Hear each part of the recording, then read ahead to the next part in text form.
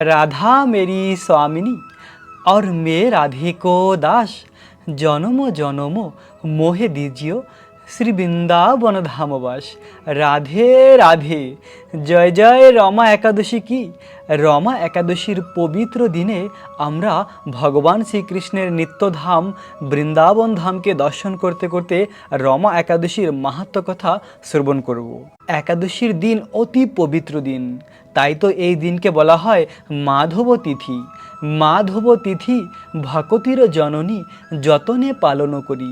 এই মাধব তিথি একাদশীর ব্রত যদি আমরা ভক্তি সহকারে পালন করি, তাহলে আমরা ভগবানের অনন্য কৃপা প্রেম লাভ করতে পারি।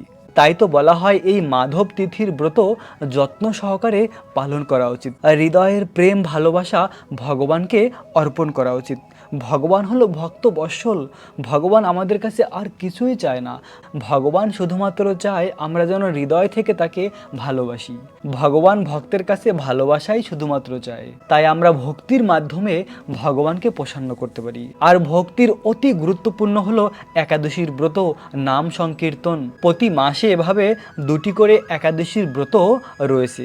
আর ওই একাদশীর দিন অতি পবিত্র।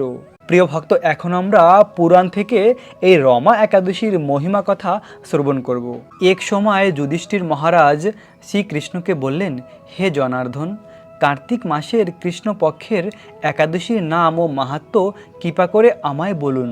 শ্রীকৃষ্ণ বললেন, হে রাজন, মহাপাপ দূরকারী সেই একাদশী রমা নামে বিখ্যাত। আমি এখন এর মাহাত্ম্য বর্ণনা করছি, আপনি তা মনোযোগ সহকারে শ্রবণ করুন। পুরাকালে মুচুকুন্দ নামে একজন সুপ্রসিদ্ধ রাজা ছিলেন। দেবরাজ ইন্দ্র, যম, বরুণ ও ধনকুবেরের সাথে তার বন্ধুত্ব ছিল। ভক্তশ্রেষ্ঠ বিভীষণের সাথেও তার অত্যন্ত সদ্ভাব ছিল। তিনি ছিলেন বিষ্ণু ভক্ত পরায়ণ, সত্য প্রতিজ্ঞ। এইরূপ তিনি ধর্ম অনুসারে রাজ্য শাসন করতেন। চন্দ্রভাগা নামে তার একজন কন্যা ছিল। চন্দ্রসেনের পুত্র শোভনের সাথে তার বিবাহ হয়েছিল। শোভন একসময় শ্বশুর বাড়িতে এসেছিল। দৈবী কর্মে ওই দিন ছিল একাদশীর তিথি। স্বামীকে দেখে পতিব্রতপরায়ণ চন্দ্রভাগা মনে মনে চিন্তা করতে লাগলেন, হে ভগবান, আমার স্বামী অত্যন্ত দুর্বল, তিনি ক্ষুধা সহ্য করতে পারে না। এখানে আমার পিতার শাসন খুবই কঠোর। দশমীর দিনে তিনি নাগরা বাজিয়ে ঘোষণা করে দিয়েছেন যে একাদশীর দিনে আহার করা নিষিদ্ধ। রাজার নিষেধাজ্ঞা শুনে শোভন তার প্রিয়তমা পত্নীকে বললেন, হে প্রিয়ে, এখন আমার কি করা কর্তব্য তা আমাকে বলো। উত্তরে রাজকন্যা বললেন, হে স্বামী, আজ এই গৃহে এমনকি এই রাজ্যের মধ্যে কেউ আহার করবে না।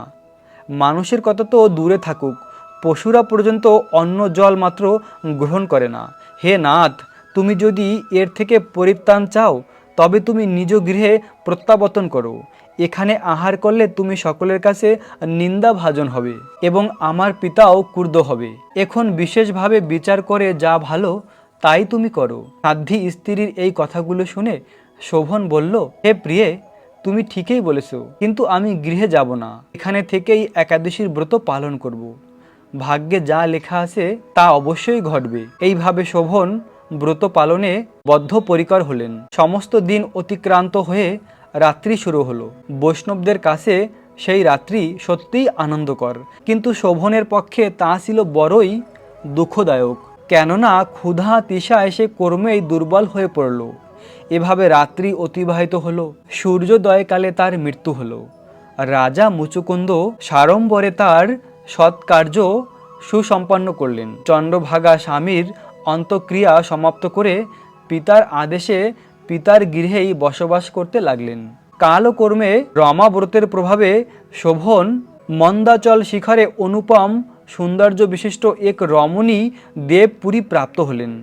এক সময় মুচুকুন্দপুরের সোমশর্মা নামে এক ব্রাহ্মণ তীর্থ ভ্রমণ করতে করতে সেখানে উপস্থিত হলেন। সেখানে রত্নমণ্ডিত বিচিত্র সিংহাসনে রত্ন অলঙ্কারে ভূষিত রাজা শোভনকে তিনি দেখতে পেলেন। গন্ধর্ব অপ্সরাগণ দ্বারা নানা উপচারে সেখানে তিনি পূজিত হচ্ছিলেন। রাজা মুচুকুন্দের জামাতা রূপে ব্রাহ্মণ তাকে চিনতে পেরে তার কাছে গেলেন। শোভনও সেই ব্রাহ্মণকে দেখে আসন থেকে উঠে এসে তার চরণ বন্দনা করলেন। শ্বশুর মুচুকুন্দ ও তার স্ত্রী চন্দ্রভাগা সহ নগরবাসীর সকলের কুশলতা জিজ্ঞাসা করলেন। ব্রাহ্মণ সকলের কুশল সংবাদ জানালেন। জিজ্ঞাসা করলেন, এমন বিচিত্র মনোরম স্থান কেউ কখনো দেখেনি। আপনি কিভাবে এই স্থান প্রাপ্ত হলেন তা সব বিস্তারে আমার কাছে বর্ণনা করুন। শোভন বললেন যে কার্তিক মাসের কৃষ্ণপক্ষীয় রমা একাদশী সর্বব্রতের মধ্যে শ্রেষ্ঠ। আমি তা শ্রদ্ধারহিতভাবে পালন করলেও তার আশ্চর্যজনক এই ফল লাভ করেছি। আপনি কৃপা করে চন্দ্রভাগাকে সমস্ত ঘটনা জানাবেন। সোম শর্মা মুচুকুন্দপুরে ফিরে এসে চন্দ্রভাগার কাছে সমস্ত ঘটনা খুলে বললেন। ব্রাহ্মণের কথা শুনে অত্যন্ত আনন্দিত চন্দ্রভাগা বললেন, হে ব্রাহ্মণ, আপনার কথা আমার কাছে স্বপ্নের মতন মনে হচ্ছে। ব্রাহ্মণ বললেন, হে পুত্রী, সেখানে তোমার স্বামীকে স্বয়ং স্বচক্ষে দেখেছি। অগ্নিদেবের মতন দীপ্তিমান তার নগর দর্শন করেছি, কিন্তু তার নগর স্থির নয়। তা যাতে স্থির হয় সেই মতো কোনো উপায় করো। এসব কথা শুনে চন্দ্রভাগা বললেন, তাকে দেখতে আমার একান্ত ইচ্ছা হচ্ছে। আমাকে এখনই তার কাছে নিয়ে চলুন। আমি ব্রত পালনের পুণ্যের প্রভাবে ওই নগরকে স্থির করে দেব। তখন সোম শর্মা চন্দ্রভাগাকে নিয়ে মন্দার পর্বতে বামদেবের আশ্রমে উপনীত হলেন। সেখানে ঋষির কৃপায় ও হরিবাসর ব্রত পালনের ফলে চন্দ্রভাগা দিব্য শরীর ধারণ করল। দিব্য গতি লাভ করে নিজ স্বামীর নিকট উপস্থিত হলেন। প্রিয় পত্নীকে দেখে শোভন অতীব আনন্দিত হলেন। বহুদিন পর স্বামীর সঙ্গ লাভ করে চন্দ্রভাগা নিজের পুণ্য কথা বললেন। হে প্রিয়, আজ থেকে 8 বছর আগে আমি যখন পিতৃগৃহে ছিলাম তখন থেকেই এই রমা একাদশীর ব্রত নিষ্ঠা সহকারে পালন করতাম। ওই পুণ্যের প্রভাবে এই নগর স্থির হবে এবং মহাপ্রলয় পর্যন্ত তা স্থির থাকবে। হে মহারাজ যুধিষ্ঠির, আপনার নিকটে এই রমা একাদশীর কথা আমি বর্ণনা করলাম। মন্দারাচল পর্বতের শিখরে শোভন স্ত্রী চন্দ্রভাগা সহ দিব্য সুখ ভোগ করতে লাগলেন। মহাপাপ বিনাশিনী ও ভক্তি মুক্তি প্রদায়িনী এই রমা একাদশীর মাহাত্ম্য কথা আপনার কাছে বর্ণনা করলাম। যিনি এই একাদশীর ব্রত শ্রবণ করবেন তিনি সর্বপাপ মুক্ত হয়ে বিষ্ণু লোকে পূজিত হবেন। এই পবিত্র কার্তিক মাসের রমা একাদশীর কথা ভগবান শ্রীকৃষ্ণ যুধিষ্ঠির মহারাজের কাছে বর্ণনা করেছিলেন। আর ব্রহ্ম বৈবর্তন পুরাণে এই রমা একাদশীর মাহাত্ম্য বর্ণিত রয়েছে। প্রিয় ভক্ত, আমরা ব্রহ্ম বৈবর্তন পুরাণ থেকে এই রমা একাদশীর মহিমা কথা শ্রবণ করলাম। অপার মহিমা রয়েছে কার্তিক মাসের এই রমা একাদশীর ব্রতের। একাদশীর দিন ব্রহ্ম মুহূর্তে ঘুম থেকে উঠে স্নান করে তিলক ধারণ করে তুলসী মহারানীর আরতি করুন, তুলসী মহারানীর পরিক্রমা করুন, তুলসী মহারানীকে জলদান করুন এবং ভগবানের কথামৃত শ্রবণ করুন। এই পবিত্র বৃন্দাবন ধামকে দর্শন করুন। এভাবে কৃষ্ণ ভাবনামৃত হয়ে একাদশীর পুরো দিনকে অতিবাহিত করতে হয়। কেননা একাদশীর ব্রত পালন করার উদ্দেশ্য হলো ভগবানের সন্তুষ্টি বিধান, ভগবানের কথামৃত শ্রবণ করা। এভাবে আমরা এই পবিত্র একাদশীর ব্রত পালন করার মাধ্যমে, একাদশীর কথা শ্রবণ করার মাধ্যমে ভগবানের অপ্রাকৃত কৃপা লাভ করতে পারি। প্রতিটি একাদশীর মতন আজকের একাদশীর দিনেও আমরা একটি বৃন্দাবনের মধুর লীলা শ্রবণ করব।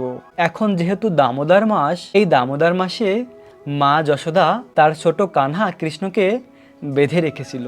এই কার্তিক মাসেই মা যশোদা কৃষ্ণকে বেঁধেছিল, তাই এই মাসকে বলা হয় দামোদর মাস। আর এই মাস হলো রাধারানীর মাস, অতি পবিত্র। তাই এই দামোদর মাসে গোকুল বৃন্দাবনে যশোদা কৃষ্ণের যে লীলা হয়েছিল ওই লীলা আমরা শ্রবণ করব। একাদশীর দিন এই অপ্রাকৃত লীলা শ্রবণ করার মাধ্যমে ভগবানের আরও বেশি কৃপা আমরা প্রাপ্ত হব। গোকুল বৃন্দাবনে এক সময় মা যশোদা তার কানহা কৃষ্ণের জন্য ননি মাখন বানাচ্ছিল। নন্দ মহারাজের 9 লক্ষ গাভী ছিল, আর তার মধ্যে 8টি গাভী ছিল সব থেকে স্পেশাল। আর ওই 8টি গাভীকে সুগন্ধিত ঘাস খাওয়ানো হতো। আর ওই 8টি গাভী ছিল পদ্মমুখী। ওই 8টি গাভীর দুধ ছিল সব থেকে সুগন্ধিত দুধ। আর ওই সুগন্ধিত দুধ দিয়ে মা যশোদা প্রতিদিন তার কানহা কৃষ্ণের জন্য ননি মাখন বানাতো। এভাবে মা যশোদা কৃষ্ণের জন্য ননি মাখন বানানোর জন্য চুলার উপরে দুধ রেখেছিল। আর সেই সময় কানহা কৃষ্ণের খুব ক্ষুধা লেগেছিল। তখন মা যশোদার কাছে এসে মায়ের কোলে বসে কৃষ্ণ দুধ পান করছিল।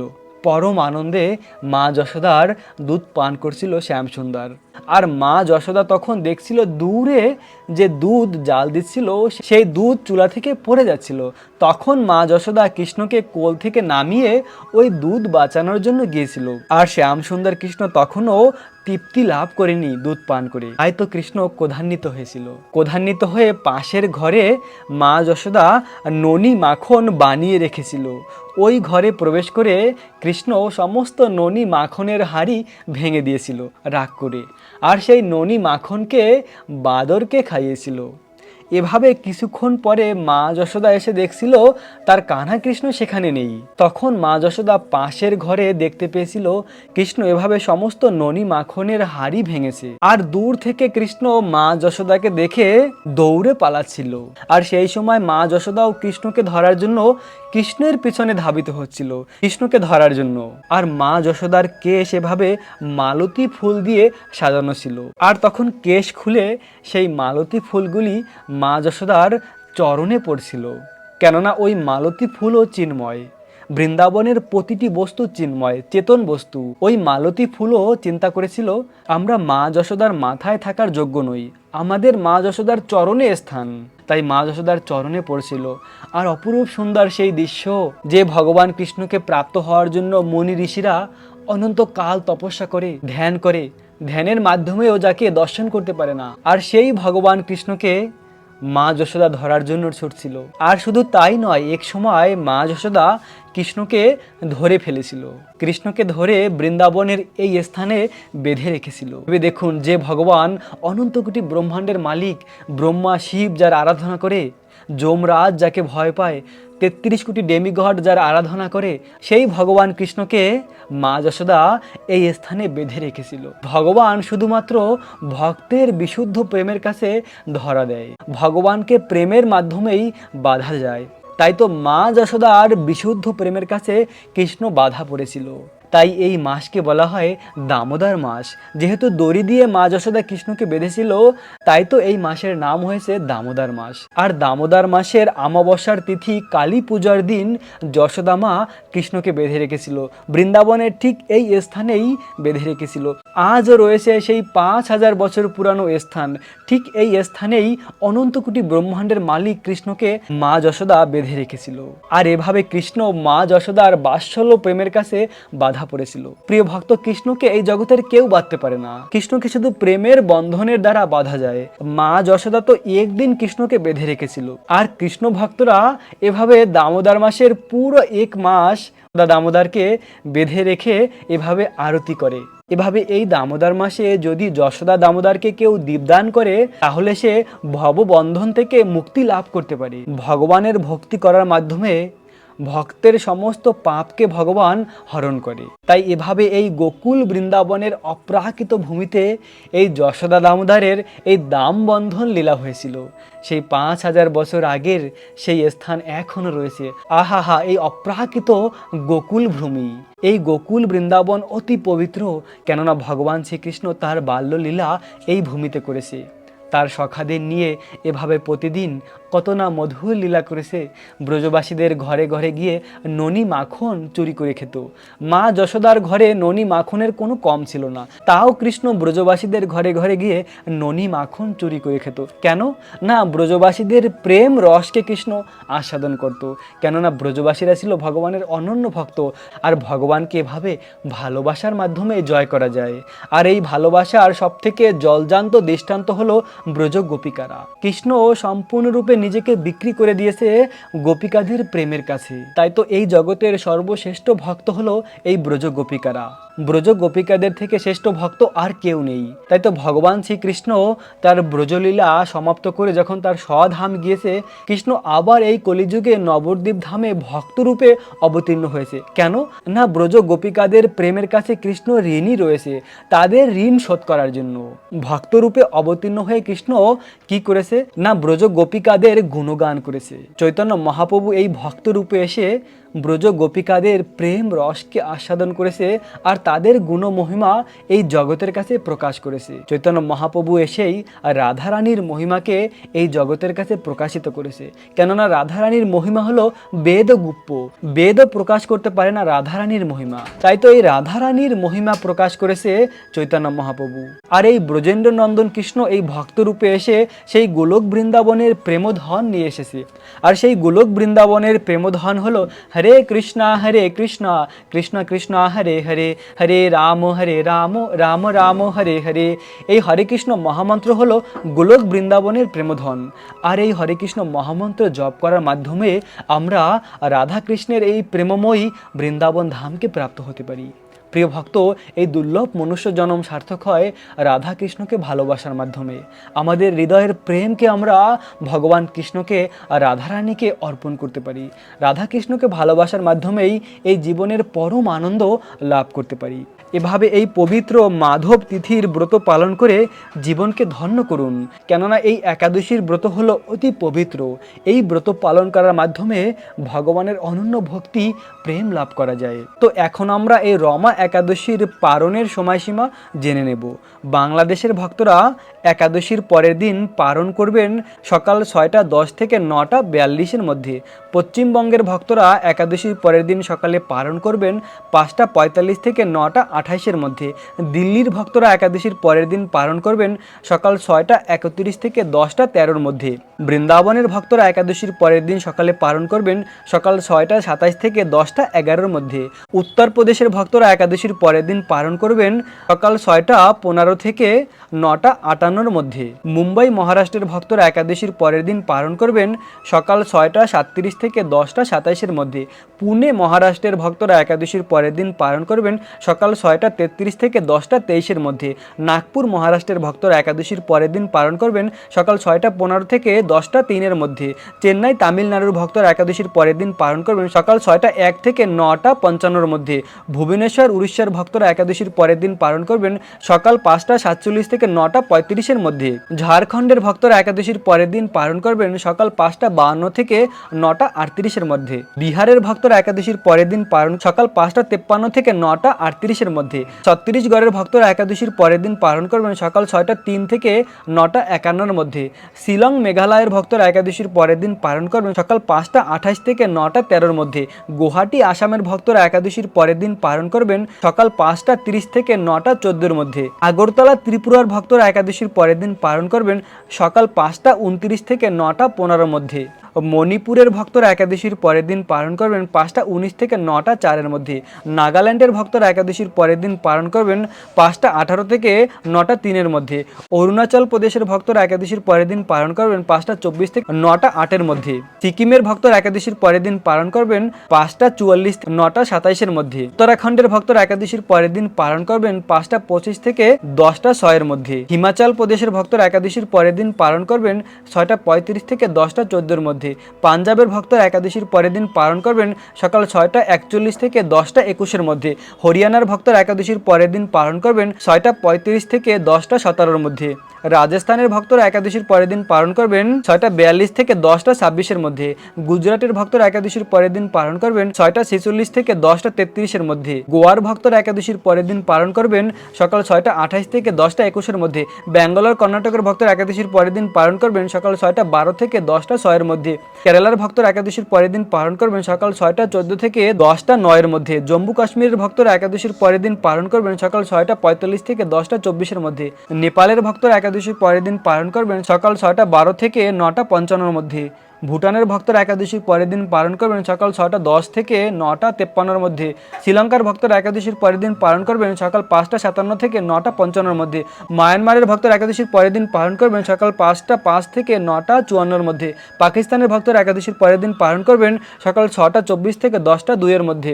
মালয়েশিয়ার ভক্তরা একাদশীর পরের দিন পালন করবেন সকাল 6:56 থেকে 10:56-এর মধ্যে। সিঙ্গাপুরের ভক্তরা একাদশীর পরের দিন পালন করবেন সকাল 6:46 থেকে 10:47-এর মধ্যে। ইন্দোনেশিয়ার ভক্তরা একাদশীর পরের দিন পালন করবেন 5:26 থেকে 9:33-এর মধ্যে। থাইল্যান্ডের ভক্তরা একাদশীর পরের দিন পালন করবেন সকাল 6:11 থেকে 10:04-এর মধ্যে। কলম্বিয়ার ভক্তরা একাদশীর পরের দিন পালন করবেন 5:51 থেকে 9:46-এর মধ্যে। ফিলিপাইনের ভক্তরা একাদশীর পরের দিন পালন করবেন 5:50 থেকে 9:43-এর মধ্যে।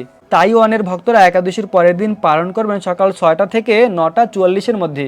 বেলজিয়াম চীনের ভক্তরা একাদশীর পরের দিন পালন করবেন সকাল 6:39 থেকে 10:11-এর মধ্যে। হংকংয়ের ভক্তরা একাদশীর পরের দিন পালন করবেন সকাল 6:25 থেকে 10:13-এর মধ্যে। অস্ট্রেলিয়ার ভক্তরা একাদশীর পরের দিন পালন করবেন সকাল 6:03 থেকে 10:32-এর মধ্যে।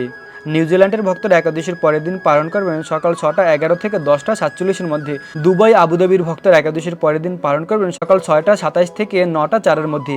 সৌদি আরবের ভক্তরা একাদশীর পরের দিন পালন করবেন সকাল 5:58 থেকে 8:04-এর মধ্যে। বাহরাইনের ভক্তরা একাদশীর পরের দিন পালন করবেন 5:44 থেকে 8:04-এর মধ্যে। কুয়েতের ভক্তরা একাদশীর পরের দিন পালন করবেন সকাল 6টা থেকে 8:04-এর মধ্যে। কাতারের ভক্তরা একাদশীর পরের দিন পালন করবেন সকাল 6টা থেকে 8:04-এর মধ্যে। উমানের ভক্তরা একাদশীর পরের দিন পালন করবেন সকাল 6:10 থেকে 9:04-এর মধ্যে।